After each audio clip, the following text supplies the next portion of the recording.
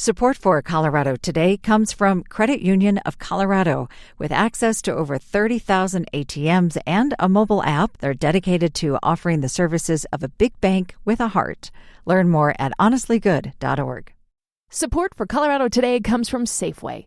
Their pharmacists are here to help, offering a wide range of vaccines including flu, COVID, pneumonia, and RSV immunizations.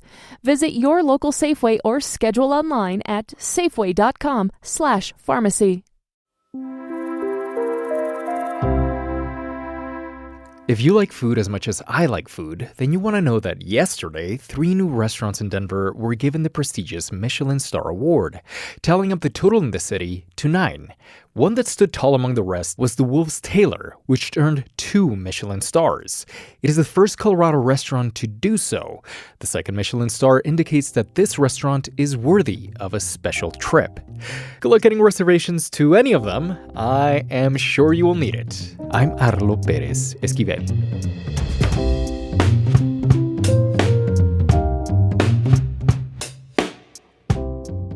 Coming up, the top Republican at the Statehouse resigns.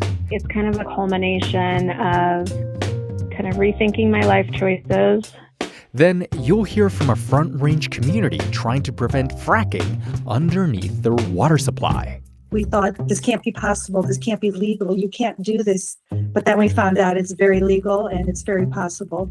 Plus, Colorado's 2 biggest cities have to shrink their budgets. You'll hear what's getting cut. Johnston proposes to slash contracts, subscriptions, and close the rest of the gap by making what he called very small cuts in a lot of departments. It's Tuesday, September 16th. Here's the news in Colorado today.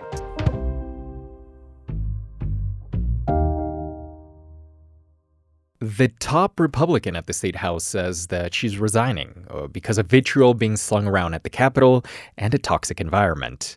She says she's also been affected by last week's political assassination in Utah. CPR's Benta Birkeland is covering Rose Puglisi's decision to step down. Benta, what had been her job at the Capitol, and what are the consequences that this decision has for Republicans? Puglisi's been the minority leader in the House, so she was in charge of managing what's been a pretty fractured Republican caucus. They are in the minority, and Puglisi's job was to negotiate and work with her counterpart on the Democratic side, and that's the majority leader, Monica Duran. So Puglisi worked with Duran on things like negotiating the length of time for debates and when bills come up for discussion. Democrats are in charge of that, but Puglisi was very close to Duran, professionally and personally. They were going to host an Italian dinner over the summer. Puglisi was going to cook at her home, and they were close friends. And that relationship helped the floor calendar be managed better. Things were pretty efficient during the regular legislative session. And the biggest reason Puglisi cited for resigning from the State House was this fallout she had with Democrats at the end of this special session in August. So it played out very publicly, and it was very bitter. Well, I want to focus a bit more on why she is stepping down. What does she mean that the State House has become toxic? So she's pointing to what happened during this special legislative session in August, mostly around the punishment for a former Republican member now who'd been caught taking a photo of a Democratic colleague and sharing it with a group chat among Republicans, where Republican lawmakers made crude jokes about this Democrat. Democrats and Democratic leaders in the House felt Puglisi, as the minority leader, covered this incident up. Puglisi says she didn't do that, but this led to that dramatic falling out between Puglisi and House leaders. And that really would have impacted the upcoming session in January of how effective Puglisi could be, given how fractured these relationships are. Now, this is happening after a very difficult week for everyone. Puglisi also cites the assassination of Charlie Kirk. How did that contribute to her decision? She said Kirk's assassination, along with the Evergreen High School shooting and remembering the 9/11 anniversary, were just heartbreaking. And she reflected on everything and decided she wants to spend more time with her 2 children. She's a single mom, and she wants to move from the Colorado Springs area back to the Western Slope. This is where Puglisi had served as a county official. So she wants to go to Mesa County, a place she still considers home. And I asked her to tell me a little bit more about her decision. Obviously, it was a rough special session on me, and my kids were feeling it too. They were like, "Mommy, are you okay?" And I need to be in a good place for them. And so I think all of it just happening together, it was just time. CPR's Benta Berkland, thank you. Thanks so much.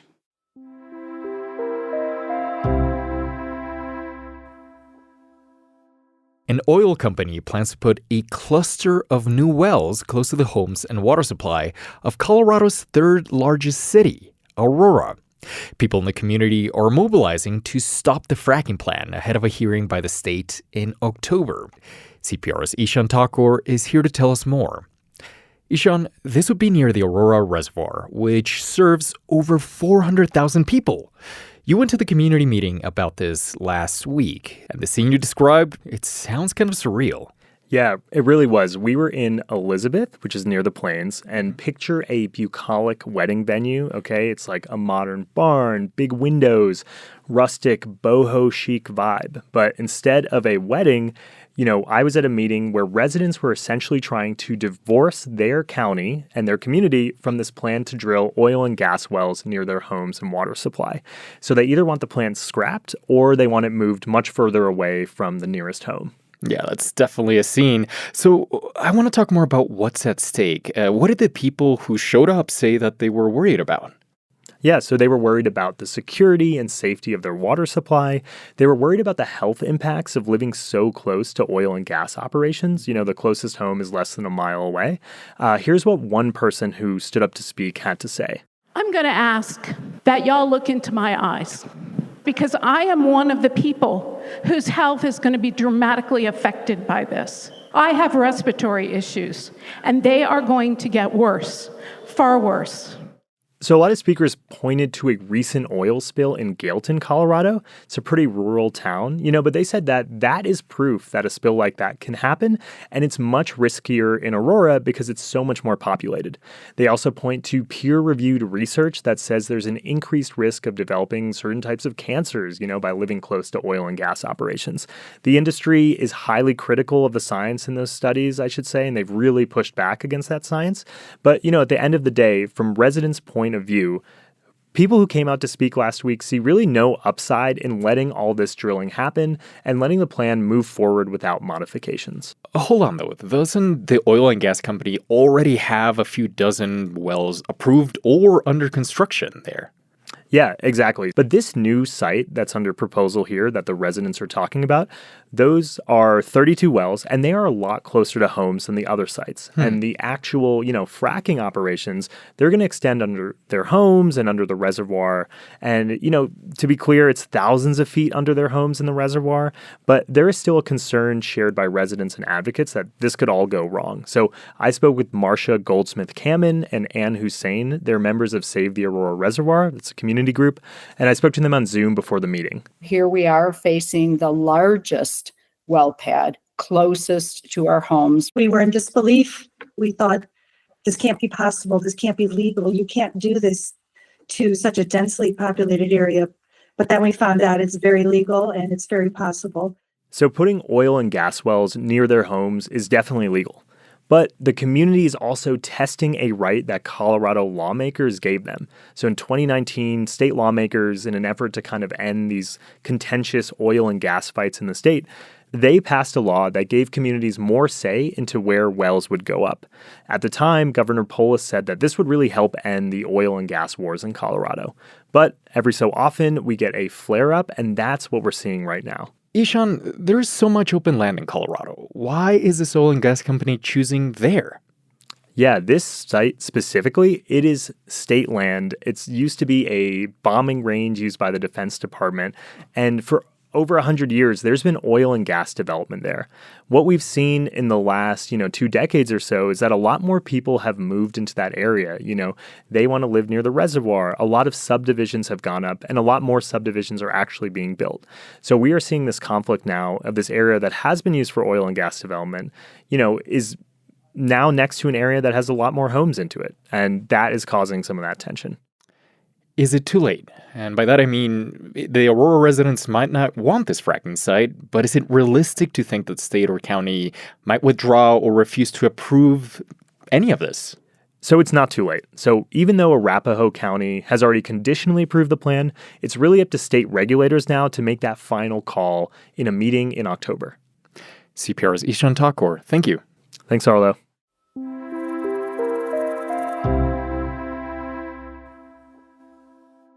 After years of bloat, Denver's getting ready to tighten its belt. We have worked to now close a $200 million budget gap across the city, and doing that all while protecting core city services. Mayor Mike Johnston hasn't closed that gap just yet, but he did release a proposal to chip away at the city's massive deficit. What can you expect to see less of as a result? Denverite's Kyle Harris is here to tell us. Kyle, why is the city so underwater? Well, the first thing to remember is the city was growing for a long time. Sales tax was rising fast. Things were booming. Then we have the pandemic. A ton of federal support comes in. The federal support disappears. 2 years later, sales taxes were shrinking, and Denver has been drawing down on its emergency savings to pay the bills. That's brought us straight into this crisis. Johnston predicts the city's general fund will shrink in 2026. It's something that hasn't happened in almost 2 decades. And it's forced Mayor Mike Johnston to close a $200 million budget hole. So what is in the proposal that he released yesterday? Well, the biggest cost savings have already happened. That came from laying off 170 workers and eliminating more than 600 city jobs that were vacant as of August, and then actually a couple hundred other positions that weren't included in that tally. We have budgeted for 0% growth in 2026. If our returns are 0% or better, we will have no need for furloughs or layoffs in 2026. Johnston proposes to slash contracts, subscriptions, and close the rest of the gap by making what he called very small cuts in a lot of departments. He plans to reduce the number of security entrances at city buildings and also replace some of the city's 311 services with Sunny the chatbot. He also talked about digitizing and modernizing city services, and I'm really interested to see how much he winds up incorporating artificial intelligence into basic city functioning. Yeah, I look forward to talking to another chatbot. So those are the cuts that he's making, but what are the things that Mayor Johnston is prioritizing to keep in the proposed budget?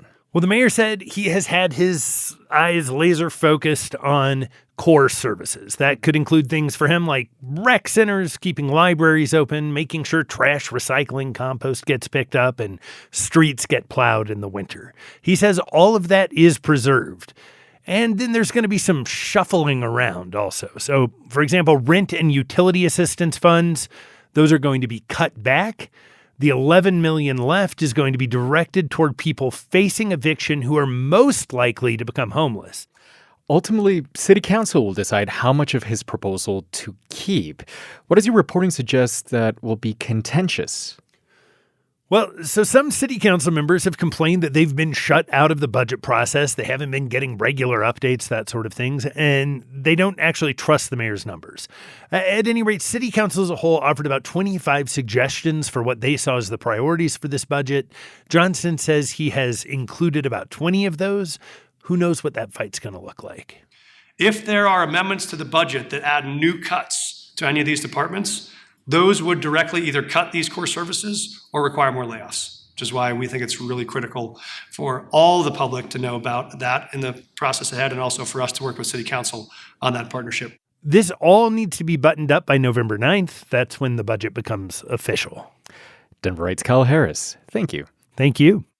Colorado's next largest city, Colorado Springs, is also facing budget woes. Our revenues are not coming in as where they need to be, and the increased cost of contracts and doing business is real. Mayor Yemi Molare said late Friday that he's making cuts in order to fill a $31 million hole. There's so much uncertainty around spending.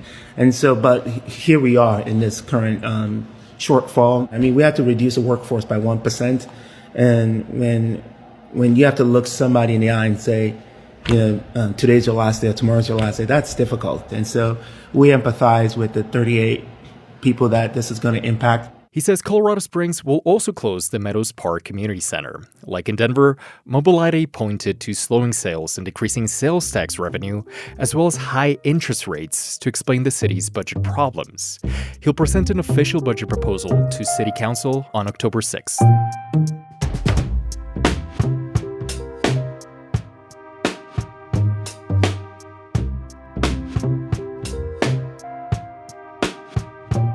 Additional reporting for today's show came from CPR's Caitlin Kim. Follow Colorado Today in your podcast app. I'm Arlo Perez Esquivel.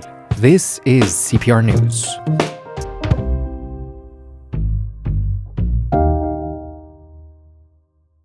Support for Colorado Today comes from Safeway. Their pharmacists are here to help, offering a wide range of vaccines including flu, COVID, pneumonia, and RSV immunizations. Visit your local Safeway or schedule online at safeway.com/pharmacy. Support for Colorado Today comes from Credit Union of Colorado. With access to over 30,000 ATMs and a mobile app, they're dedicated to offering the services of a big bank with a heart. Learn more at honestlygood.org.